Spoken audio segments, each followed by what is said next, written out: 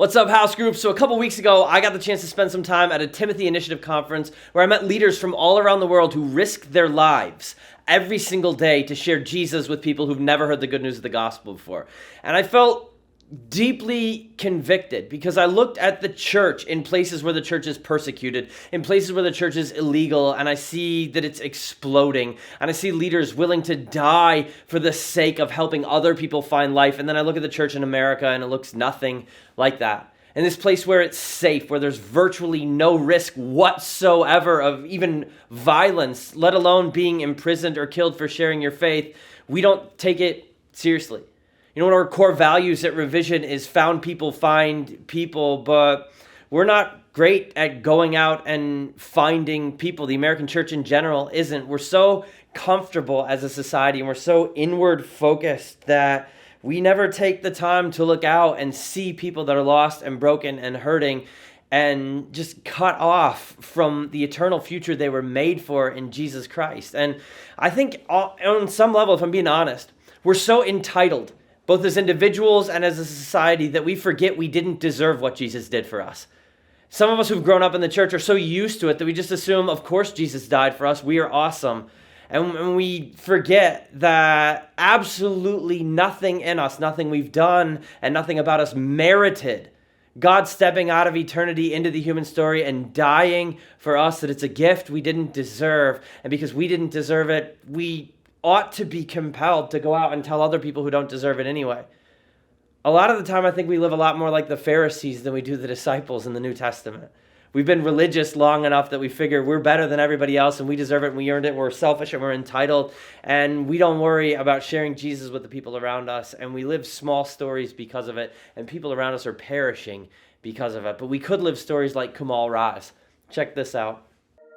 If you have kids, think about them for a moment. Now, if you have grandkids, picture them in your mind. If you have great-grandkids, well, you are the lucky few. But can you stretch your mind to think about your great-great-great-grandkids? This is Ida, and this is Kamal Rai. Ida is the great-great-great-grandchild of Kamal Rai. Normally, this many generations are separated by about 125 years. Yet Kamal Rai and Ida are both alive today, walking the same soil in India, inhabiting the same time period. How is this possible? Raj dabbled in ministry but was mostly unfruitful until he went through TTI's Disciple Making Disciples program. He applied what he learned, and soon, 19 people Raj trained had planted churches. Our ministry is growing, and all our students are working hard for the kingdom of God. Just like I received a vision and purpose through my training with TTI, I'm now helping many pastors and leaders to have their own vision and purpose for their ministries. One of these disciples was Singh, who had an inferno in his belly for the lost. He just wouldn't quit talking about Jesus. So Singh went to talk to his neighbor, Mohan Lal, a science teacher, about Jesus. Now Mohan Lal had just received the news from his doctors. A parasite got into my eyes and I was diagnosed with one of the rarest eye diseases. Within 10 days of his diagnosis, Mohan Lal woke up completely blind.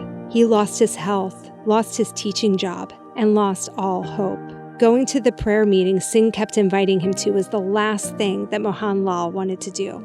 But one day, he changed his mind. As Singh and Mohan Lal walked together to the prayer meeting, Mohan's phone started ringing. It was the hospital.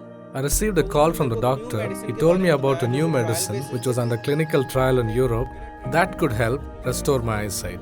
Before he had even reached the prayer group, God provided. Mohan heard the gospel, was convinced of the truth, and gave his life to Jesus. Kamal Rai, to Raj, to Singh, to Mohan Lal. The generations of believers just kept coming. Mohan Lal and Singh shared Jesus with Simran, a young girl who was so oppressed by demons, she would often lock herself in a room for days on end. Filled with fear to leave her home, Simran abandoned her studies at school. My family was terrified as well. They took me to many different places for help. They spent a lot of money to free me from the spirits. Yet, nothing happened. Mohan led Simran to the Lord and began discipling her, And one day, Simran used her training to share the gospel with her very own mother and led her to the Lord. Simran's mother took Jesus to work with her at a local factory. In between shifts, she'd talk about Jesus with her coworkers, and one day, one of them, Ida, put her faith in Jesus. Add to the family tree Simran, her mother, and Ida, and you end up with 6 generations. 6 generations of disciples making disciples.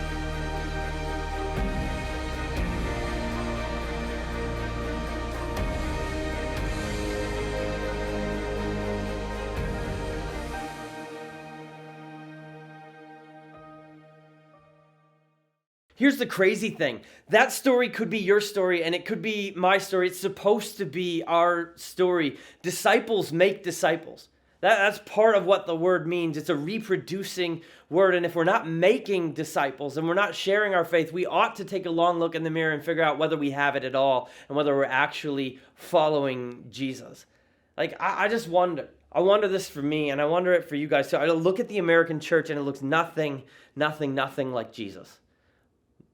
The way that the American church functions in society right now looks nothing like the way Jesus lived his life and the way the disciples lived theirs. And I am convicted of this. You guys, it's weighing heavy on me now because I wonder what would change. What would change for me and for you if for one day we could walk around and see people through the eyes of God? Like if we could actually see them the way God sees them and think about them the way God thinks about them. I wonder what would change in our approach. I wonder what would change in the way that we love them. And I wonder what would change in our own willingness to risk our comfort and our lives to share Jesus with them. I think it might change everything because, look, found people find people. And I think for us, you guys, if Jesus is going to be more to us than just fire insurance, if he's going to be more than just our ticket out of hell, then we had better start telling people about him because eternity is on the line.